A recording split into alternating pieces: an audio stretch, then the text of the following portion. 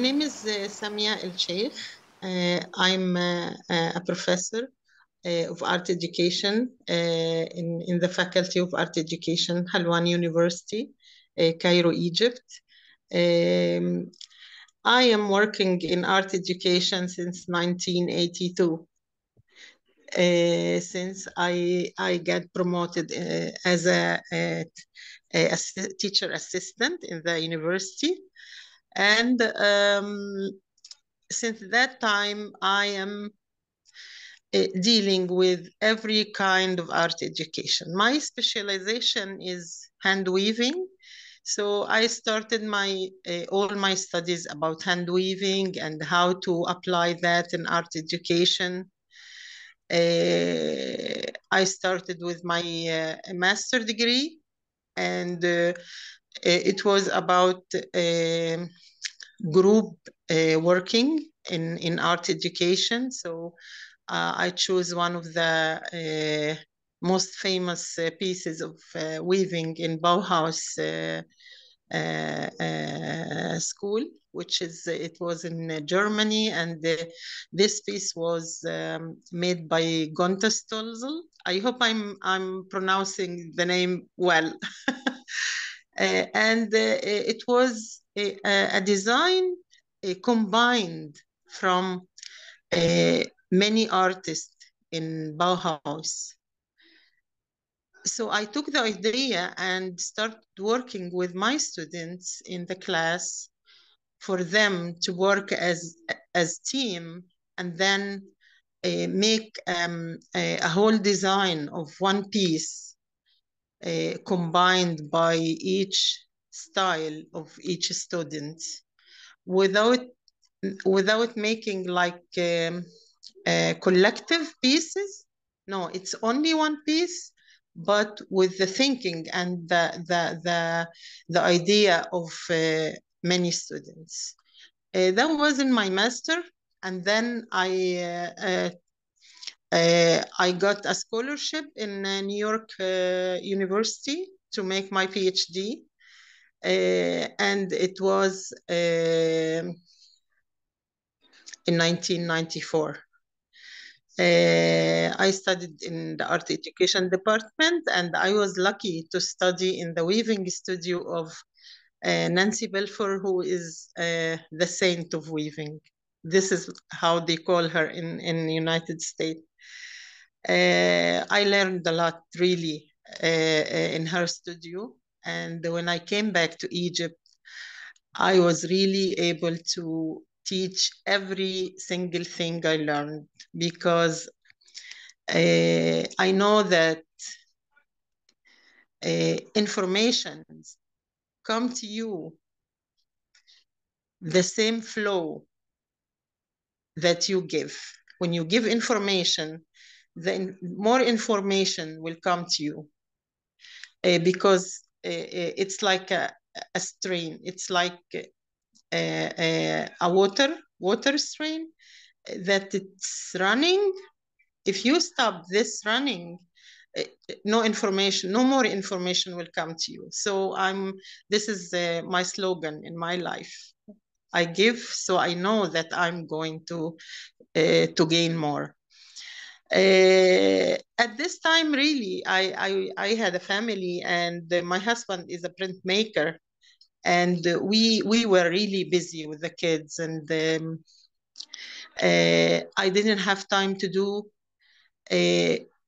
anything else but my researches in the college, my teaching, and all what it take me to promoting myself into associate professor and then professor.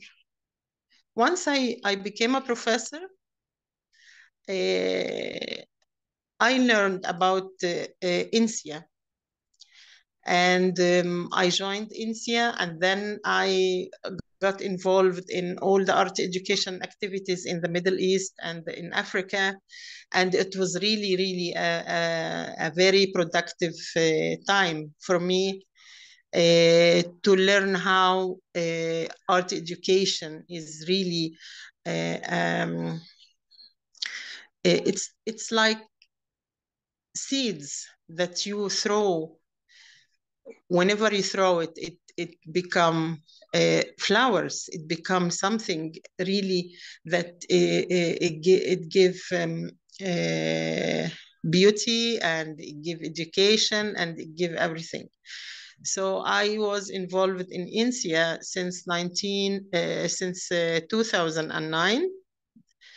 And then I started as a counselor for Africa and Middle East in 2014. Until now, I became a vice president for two period of time, and now I'm relaxing.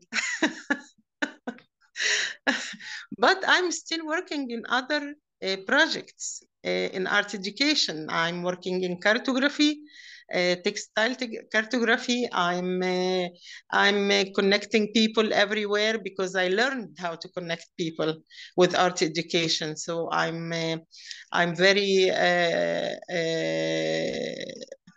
active in bringing teachers together in symposiums, in anything. I talk about art education every time. I speak always to my students in my class uh, how to gain this kind of experience that it makes you a problem solver. We learn in art education how to solve problems, how to think, how to create, how to be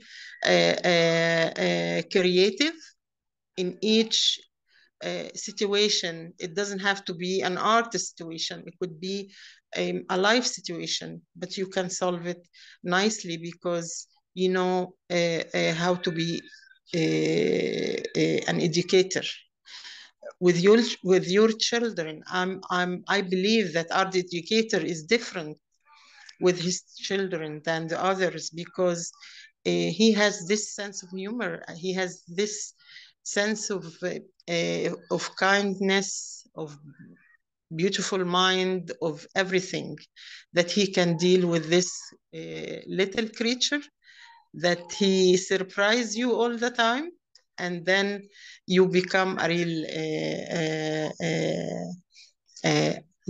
parent that you inspire your child. Wow, incredible life, Samia. Yes. And do you feel you belong to the global south? Yes. Well, once I started working with INSEA, I find out that we are uh, we are cells in the same body. We are different cells with different kind, with different shape in the same world.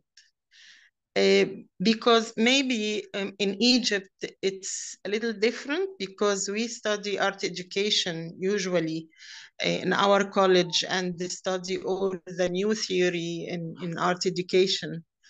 So I think we are little up to date with art education theories, and we are working with educators, and we got many experts through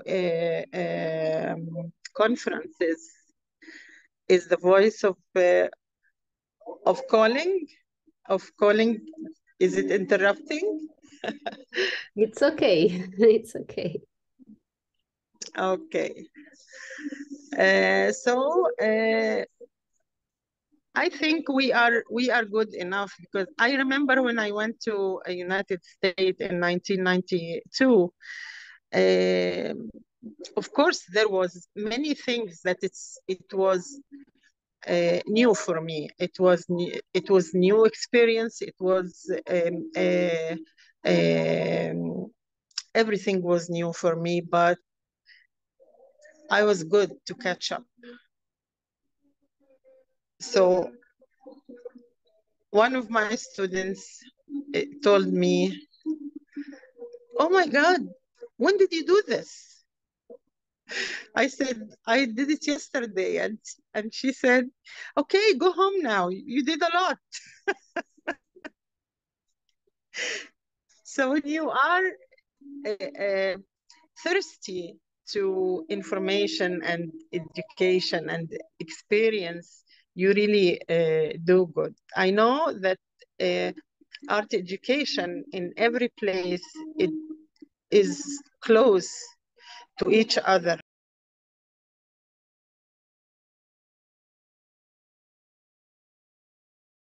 We have a long history of art education. Like art education started in Egypt since 1945.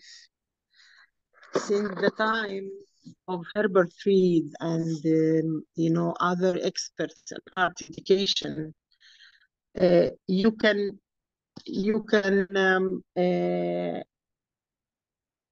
know that through, like, there is an award in India on the name of one of our art educator, Mahmoud al-Basyouni. Al-Basyouni award is named by Egyptian educator. So art education is very old in Egypt.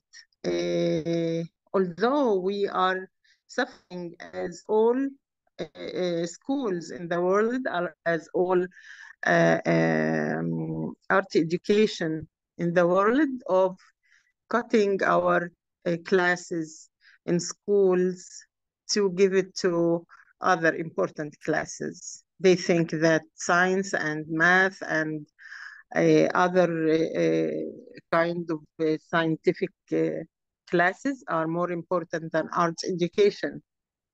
But now they know how was art education is very important, that when they cut it, students became violent, became not educated, they are not good to environment, they are not good even to each other, because through art education, we were teaching all that.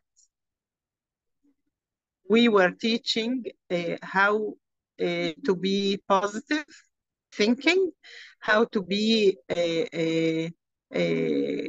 cooperative with others, how to be creative.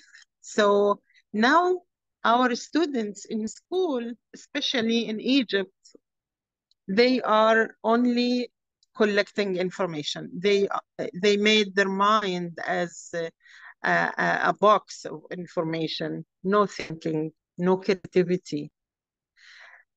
And you see that when they go to college, maybe they didn't get any score in their first semester. They get a shock with the new kind of teaching in the university, because they didn't used to it. They used to just keeping all their studying in their mind without thinking. So they started to make schools in my country, special schools with international education, and this international education included the art education classes in their pedagogies. So this helps more in getting better generation in our country. Still, our public school, they have lack of art education teacher. They have lack of music teacher. They are not really caring about this kind of teaching. They only teach science, geography, history, math, not art education. They think they have no time for that. So this is what we are now fighting for. We are fighting to get back art education in public schools. Example of our art education situation. I was teaching. I taught many. I make my studio as like it's like an environment of preparing students for the life. How can they get used to being an art educator? In a period of time, students hated to work as teachers. So they wanted to, when they graduate, not to work as a teacher. They wanted to work in different kind. Maybe they may be working in holding exhibitions. They want to be working in sport clubs as an art. They do art for these places, not for teaching. So I was making this as my target to make them know what is their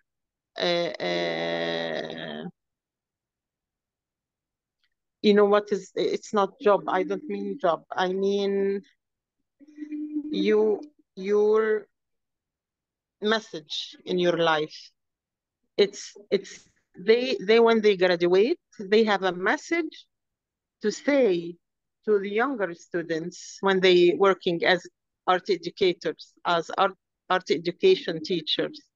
So I thought this is part of my job to make these students understand that being an art teacher is not bad.